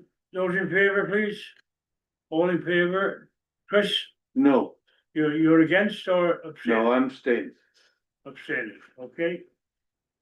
Thank you very much. Item 10.5, Alford Estate play provision. Do I have to declare an interest? Well, you've probably got a predetermined interest, because everyone knows what you're gonna say. I think that's a horrible thing to say, Mr. White. Haven't you talked about this a long time? Yes, as you'll remember, Brendan from Clwyd Allen came to talk to you all at full council, was it March time he came? Yeah, I think March. And he explained that Clwyd Allen, yes, have got responsibility to ensure that there is adequate play facilities on the old estate. And they have assessed their current play equipment at being adequate to meet the terms of the transfer between Pasco Council and themselves. Look, that's a decision for them, not a decision that we need to get involved in. They have determined that the player provision that they provide is adequate. There's nothing there. You may disagree with them. We do not get to make the determination. They make the determination. So they say there is 2 play parks in Alford. There is one at Prince of Wales Drive, which is the Little Infants one, isn't it? Yeah. And there is one then further up. Is that right? Is there Yeah. another one? Mm. However, we know the other one. One swing in that one. Yeah, it's quite end of life. So look, Clwyd Allen realised that the equipment they've got isn't great, and they would like to partner with us in some sort of bid for some grants to improve the play facilities on Alford. I have explained the difficulty we have in that we are bidding for monies everywhere, which means that it limits our ability to be able to bid for monies. But they would like to take on the lead bidding for it and us being a partner. And I think that's a good, appropriate thing to do. You know, it also drives forward the project, gives a backing of a democratic body to the project, and that would be a good way to move it forward. Clwyd Allen have indicated that they would be initially acceptable to transfer the green space next to the Scansis pitch, which is what council asked me to investigate further. So they would be willing to do that. And they've also talked to us very briefly about they have an intention to add some allotments the other side of the road, and how we could work together on that provision. However, Brendan is coming to see you next month to outline their full proposals about how we could work in partnership together on the Alford estate. You know, look, we're not going to get something for nothing. And even if they put in the play equipment and we have to maintain it afterwards, that isn't necessarily a bad thing for the people and the children of the Alford estate. Look, all the other play parks in Welshpool are quite similar, that they were built by developers and then were adopted by us afterwards. Little Endless was given to us for £1 in 1997. Burgess Land, as you know, was a developer 106 contribution which had to be spent, which was discharged to us by the Burgess Lands Trust. So that we're no stranger to taking on playgrounds that someone else has built and put the capital money in to build the equipment and us maintaining it. You know, if we're going to be partners, we need to offer something to the table. But you need to be mindful that we have 6 playgrounds anyway, and they take up quite a lot of our time. And adding a 7th might be the straw that breaks the camel's back. So we need to really interrogate what our capacity is to take on maintenance of more things. But we're not at that stage yet. Or which other one we need to close down, so. Well, I would never recommend to you closing a play park, but you know, that's a decision for you to make. But I would just say that Brendan is coming to talk to you next month, to your committee, and he's also offered to talk to full council as well. I would look forward to hearing his proposals about how we can work in partnership. This is the only way it's going to happen. If we all work together, there's no point in us blaming them and them saying, well, we already do, you know, if we want things to actually change for the children of Alford, we've got to work with someone. And they have the ability to go and find those grants that we at the moment just don't have, because we're bidding, we're trying to get £5 million out of Watery for this building. Yeah. So, It was Nick. He's Oh, got Nick. his hand up for yeah, it. I thought it was you and then Nick. Sorry, Rich, you just said about we don't get anything for nothing. I mean, I desperately agree with Phil and everybody else that we need adequate play equipment up Alford. But bottom line is, it is the duty of Clwyd Powys. They're making these things out, oh, we're happy for you to take over this, we're happy for you to take over. Of course they are. Because it then becomes our responsibility and not theirs. I think Clwyd Powys have been appalling on this, to be honest. I would, Nick, personally, I would agree. I would say keep that question, save it, and ask Floyd Allen next month. You know, Brendan's going to be able to give you the answer about why they think it's okay for them to. I know Brendan well. I'll shout at him next month. You all know Brendan well. He was a councillor here. You know, you all know Brendan. David, Yes, I'm in favour of partnership working, but yes, making sure that the other side keeps their obligations. I do need to apologise, if I may, Chair, as I have an obligation at 8, so I'll jump out. But you seem to have things handled, so I'm sure you get on fine without me. okay, thank you, David. Any other comments? Good night. Question. Sorry, Good night. good night, David. I just had a question for Richard about, if you could just clarify one thing for me, sorry. So, Clan and Adeline, I hope I said that. Floyd Allen, yeah. Floyd, alright. No, it's fine. Look, Floyd Allen, Yes. I'm just trying to understand, they said that to them, the playground is adequate. Yeah, right. The best person to speak to on this one is Morag. So Morag was the chair of the Tenants Association so Alford Estate was built by the Borough Council, us, Borough Council. before we became the Town Council, which meant it passed the House Council in 74. In about the 80s, was it 80s? Yeah. They transferred it basically to Clwyd Allen, who was a housing association. It was one of the first ever transfers of a local authority to a housing association in Wales at the time. And Morag was the chair of the Tenants Association at the time. And Phil's got a lovely picture of Morag signed in a document only, Phil, very young looking Morag. Basically, within the agreement that Powys had with Clwyd Allen at the time, it said they had to provide play equipment. Yes. Now, they've said this themselves, they say they're discharging that duty, so they're complying with that requirement by providing the little infants playground, which is at Park Place, and then the older one, which is further up the hill. They say that meets their requirement. When you say further up the hill, where are you? Yeah, where actually is the studio one? It's right in the middle of the estate, but it's literally a triangular piece, no bigger than that corner on there. Because I'm confused, because Oldford has, to me, it's got 3 playgrounds. It's got a little baby one. Yeah. And then there's another one up. That's it. That's the other one. That's the other one, yeah. It's a little weird one with a little red thing. Yeah. And then there's a field. Yeah. Yeah.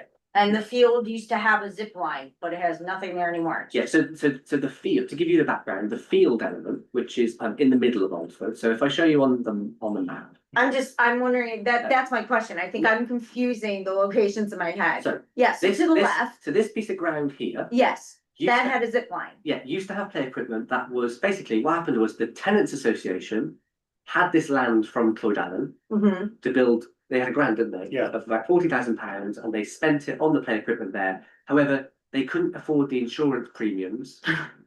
So they discharged. They left the agreement with Clwyd Allen, and Clwyd Allen And they proposed took it out. And then over time, it's been taken out really. Yeah, and then that's the this baby is the one. baby one. Baby one's here on Park Place. Yes. This one is dwindling because they take out equipment as it fails, its roster checks. And there is the third one somewhere else, which I think is up here. Is that right? On Yeah, Prince of Wales Yeah, Drive? yeah, Where is, yeah. can you show me a street view? Where is? Sorry. I've never seen it. So What are we looking at here? this is Prince of Wales Drive. Someone tell me where it is. Wait, no, where are you? I'm at the end of Alford. I'm in Prince of Wales Drive. Yeah, No, no, it's there's, not there. there's Yeah. one at It's- Castle Walk, so go up and turn right. You need to go back to, turn right. Now keep going. Yeah. You're basically going back to where you were, which is the green patch with the old zip line. Turn right. No, they're saying there's definitely another one. Yeah, there is. Go straight. Now take a left. Oh, okay. Go up there. This way. It's Yeah. right there Sorry. behind, keep going to the right. Behind those vans. Gotcha. It's there. There, Yeah, yeah. that one. So they say they've got 2 play parks and that adequately justifies that they need to provide play. Funny enough, we also provide play equipment in Oldford because we provide this, which is the Scousers pitch. So we're responsible for this, and those of you with very long memories will remember that it was this person who was ultimately responsible for getting this installed by the FAW in 2007. Yes. So my question is, when did Plan, I will get it. Plan Allen Yeah. say that the equipment suitable? When Brendan came to talk to us at full council, which was I think March, top of my head, I think it was March. They should be absolutely ashamed of themselves, because on Sunday, did you see the amount of F words on that playground? The equipment is a joke. Oh. I mean, I just can't phantom, like, safety wise, I get. There's a reputational thing for them, but then there's a legal thing. So last year, council asked us to look into, were they breaking their legal duties by not providing the play equipment, which is in the transfer? And actually, they're not breaking their legal duties because they do generally provide play equipment. But clearly, it's a moral and social responsibility if you think that they are adequate. All these lovely words saying die, and I'm gonna quote, please forgive me, die NIGGAS, all over the playground equipment, is that their idea of adequate? Save it for next month. Ask. Oh, please, because where I'm from, my God, somebody would be Please sued. take note, Gary, of the photograph, oh, you've just taken it off, right? The photograph that Richard was showing you, to understand the patch of ground next to the Scansers pitch. No, I already understand, I Yeah. went on Sunday, I've got a million. What they're saying is they can put that into the lease we got for the Scansers pitch at no extra cost. I realize that taking on another playground for us might be hard, but in the end, it also might be a good thing, because we can control the maintenance and when we do it and when we clean.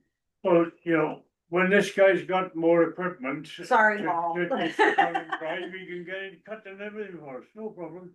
But when council last discussed this and they said about, they didn't want to take any more maintenance liabilities, we understood why, because look, we've got 6 playgrounds already, and it's hard to maintain all of them at the standard we want to.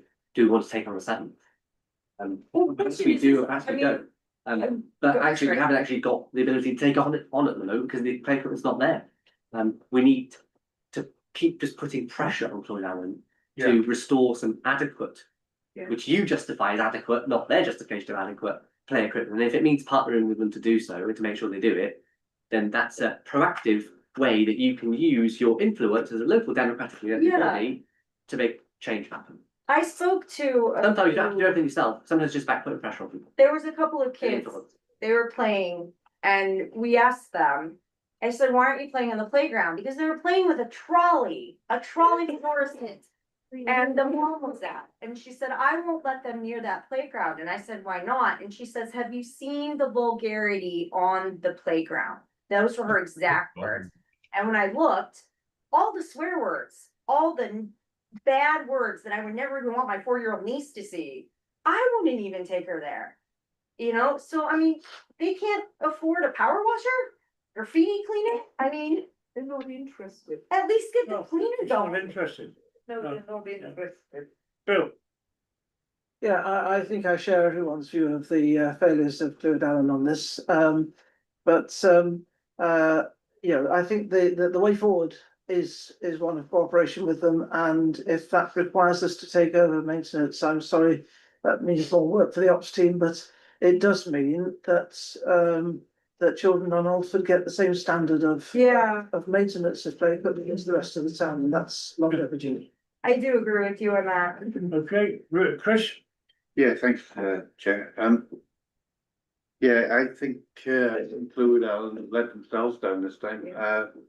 To be perfectly honest, I'm all in favour of the kids, Oldford kids having a nice playground, a nice place to go and share. But I don't want to be dragged into a situation that is going to cost this council £75,000, or they're a lot more affluent than this council are, Clwyd Allen. So let them start by putting their money where their mouth is and saying, we will put this much in and ask, we can only afford this much. We can't go backwards as opposed to going forwards where our finances lie. Yes, we can certainly help brighten up and get new slides or whatever they need up there. But don't get drawn into £75,000 each, Richard, or £100,000 each. We'll be straight back in the situation. You spend £100 on a playground, you'll need to spend more than that. Playgrounds are so expensive nowadays. And I there quite is- there is no- agree. And there is no commitment from this council to spend a penny on them. Then I think that's where we will stand. Yeah, you know, you can give our support. Look, we haven't got the financial resources to do that. We haven't got to establish a new playground. Where we can give our support is things like checking it, you know, maintaining it after Yes. support the equipment. You know, you do it in softer ways that we've already got the resource. We're already paying for the resource. So another one, we'd have to work out if we've got the capacity and things to do a proper business case for it. But no one so far proposed that we put any money into it. We need to make sure that they bid and find some money, because we're not talking about a skid housing association. You know, how many properties have they got across? Where's their headquarters? North Wales, aren't they? Where's that? Where's their headquarters? Are they North Wales? In North North Wales, Wales, yeah. You know, they've just spent considerable stuff on North Maldon. You know, they've got the money, haven't they, to be able to do these things? Yeah. You know, tenants pay their rent to them. You know, how does that work? You know, or they're not short of. Clearly, I just don't want to see them squirm out of what is their, what they've made, yeah, what they've made. Yeah, can I say, I've gotta say, Chris, with my knowledge of Alford, right? That I agree with your sentiments entirely, but. This council paid for all the play equipment in all the rest of the places in town. This council, nobody else, this council. So why is Alford being treated different? Now, I'd rather go your way because we could have a partnership that could be a very, very good thing for the future. But I'm just waiting to see. That's the only point I'll make to you. And if it came to a point of money and this and the other, I would still be sitting here saying, sorry, this council did it everywhere else. Why are Alford being treated differently? Well, the kids Fair are enough. there. Fair enough, yeah. So Estelle. Nick was before me. Oh, sorry, Nick. Oh. All I Thank can you. see is that, sleeve, yeah. I got it. Thank you. Yeah. I forget what I'm going to say now.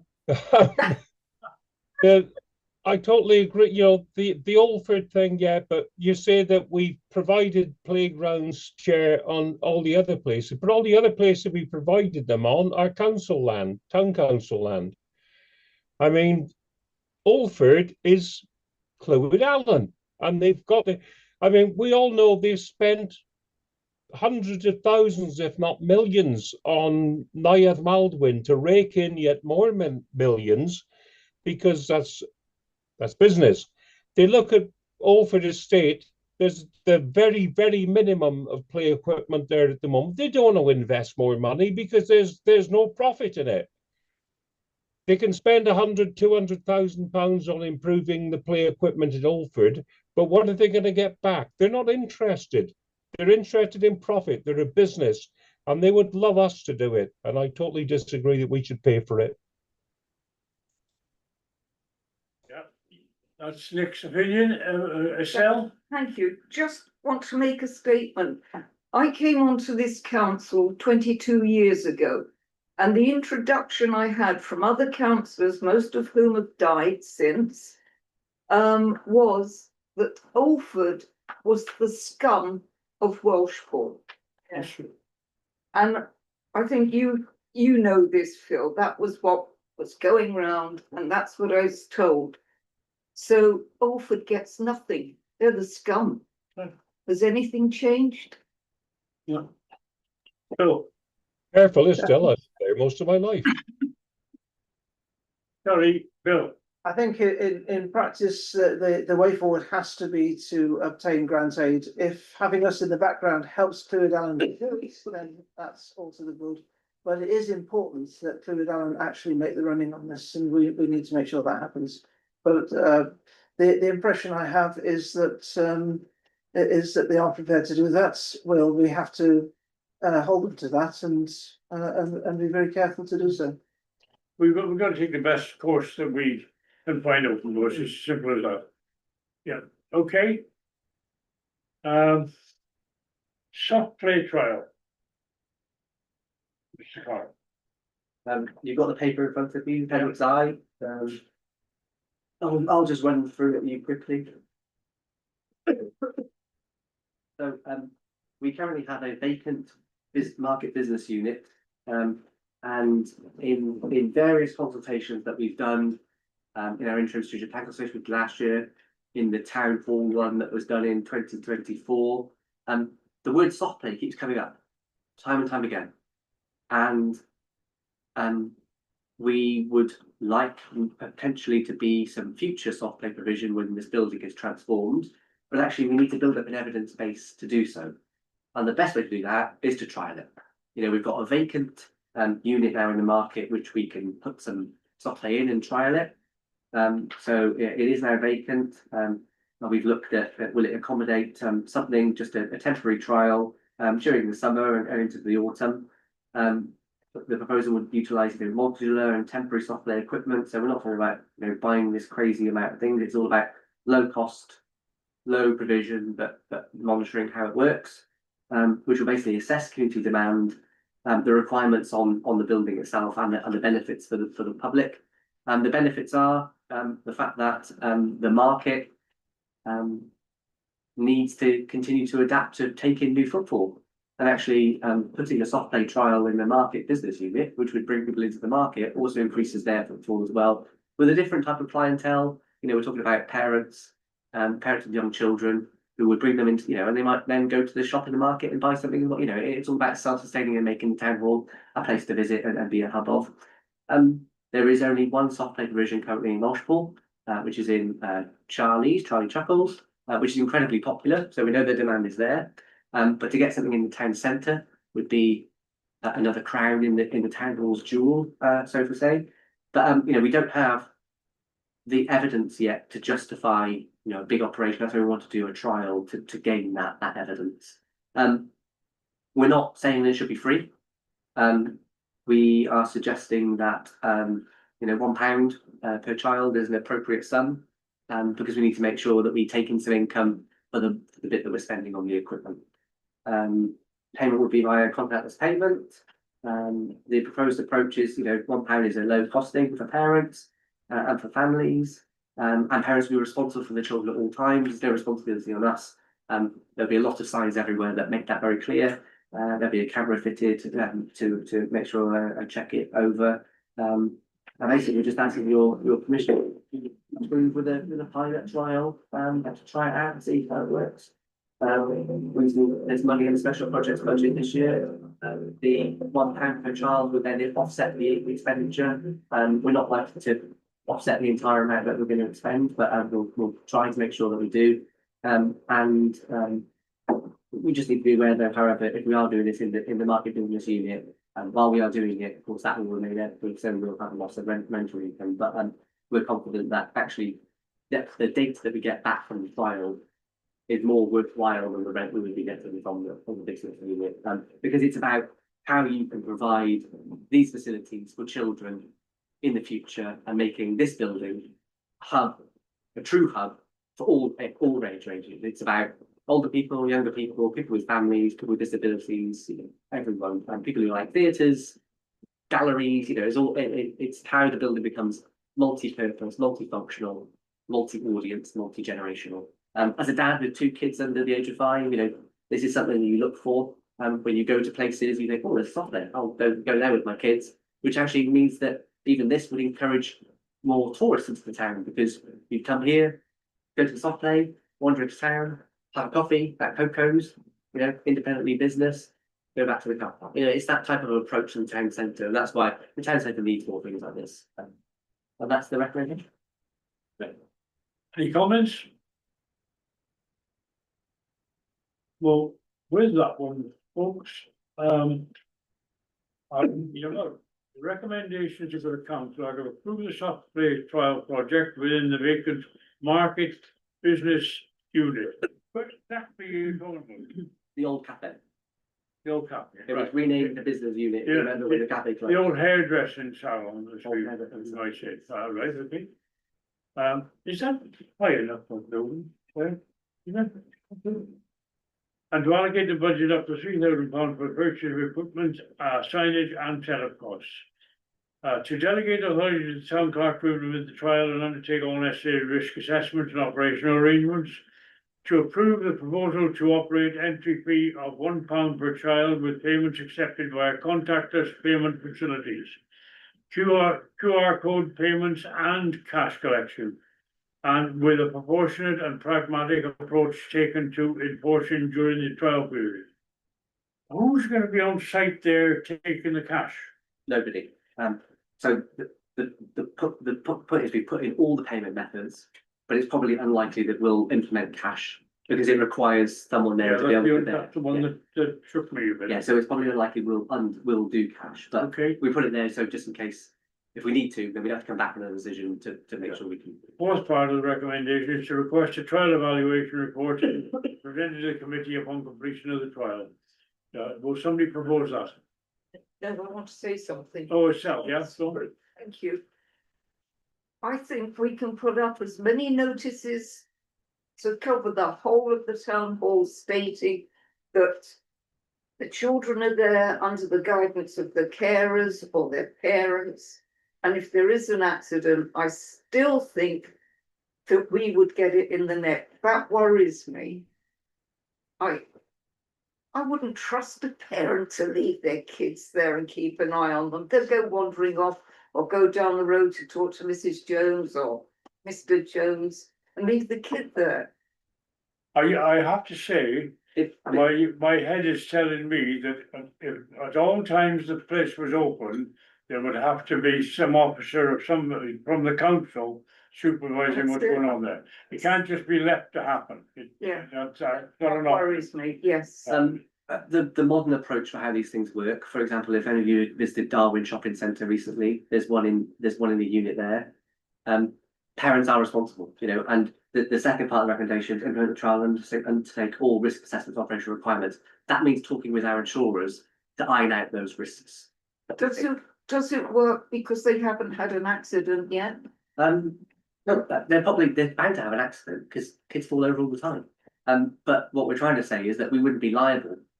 It's the same as our playgrounds. You know, a parent would wander off and leave their child on their playground, but it's clearly posted that you're responsible for your child at all times, and you know that's just the law says that you're a responsible parent, and if you leave, you know, you could be prosecuted if you don't do that. But I understand the point, and that's why we need to research the insurance with our insurers and with our insurance to iron out the risks that could.